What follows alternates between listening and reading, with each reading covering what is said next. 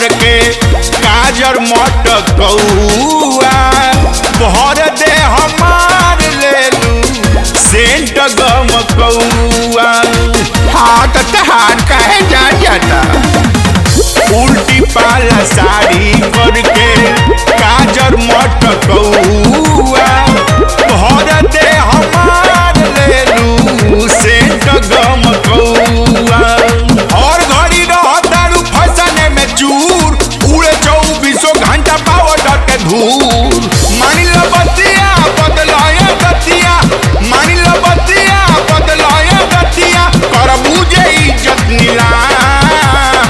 काहे ना लिपस्टिक के बढ़ जाई दाम, काहे ना लिपस्टिक के बढ़ जाई दाम, अरे काहे ना लिपस्टिक के बढ़ जाई दाम, काहे ना लिपस्टिक के बढ़ जाई दाम। हाँ सारा दुनिया के ठीक है तू ही ले बड़का। Come on!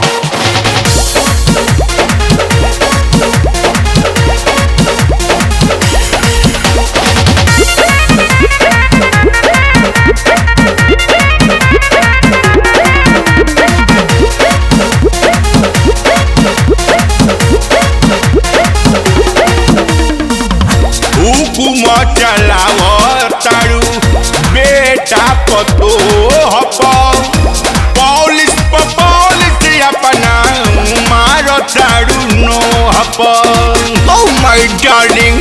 अरे बाप रे। हुकुम चलावतारू बेटा पतो हप पॉलिस अपना मारतारू नो हप।